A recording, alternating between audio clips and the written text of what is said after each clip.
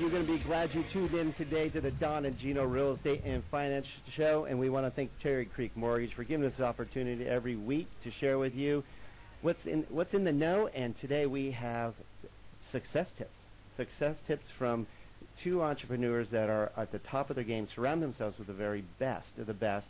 And we have Jessica Fisher, CEO and publisher of Top Agent Magazine, who basically goes around the nation and the world speaking with the top real estate professionals there is, and she's given us tips about what you can do, not just in real estate, but in life on becoming more professional, because she's basically gathered up these traits.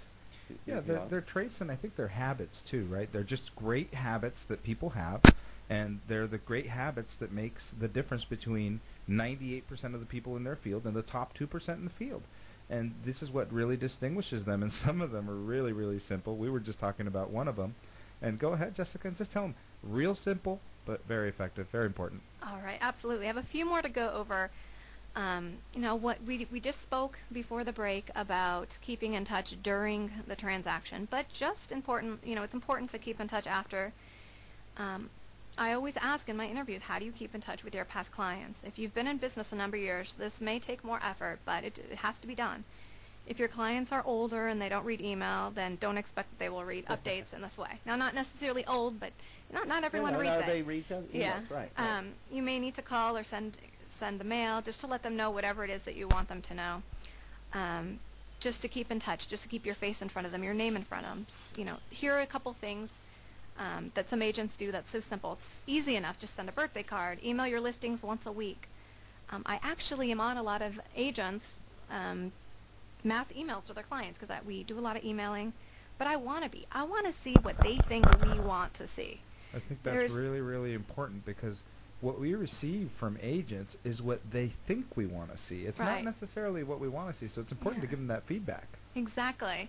There's one agent in particular. I mean, I must get an email from this agent once a week. Sometimes it's to say happy holidays. Others it's about the market or a great deal. Sometimes I read it. If it's a busy day, I don't. But when I need to sell my house or someone asks me about selling theirs in that agent's area, that will be the first agent that comes to mind. So just keep. There you go, top of mind, right there. Right, top of mind, branding. That's so super important.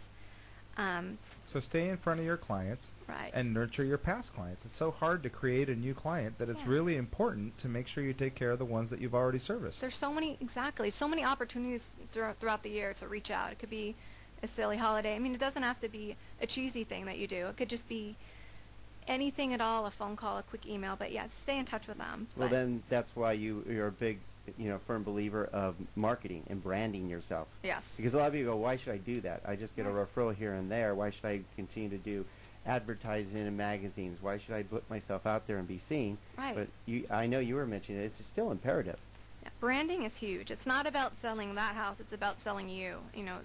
If you're going to do a print magazine where you're listing your photos, it's not necessarily always about actually selling that home. It's about showing people that you sell homes. It's about showing them what homes you are selling, so maybe they can list with you. I mean, most consumers don't always know the best real estate office or even the best agents in town as far as the office, or its reputation is what I meant to say. But they know if they've seen you, and if they do, then you'll probably have a good opportunity to at least be interviewed by them. Yeah, and we talked about it a little bit earlier, and if you're just listening right now and you need to jump out of your car, you could take a look at what we're doing here in the studio. You can see what we're doing at ustream.tv. Just type Don and Gino in the search engine. Or you could text us. Text Don and Gino to 72727, as long as you're not driving. And you can also check us out at hometownstation.com. Yeah, you definitely want to check us out today, because our studio just got a lot better looking today. It sure did. Peter, no offense. We just get to look at Don and Gino. Now we have the beautiful Jessica Fisher with Top Agent Magazine, sharing pearls of wisdom.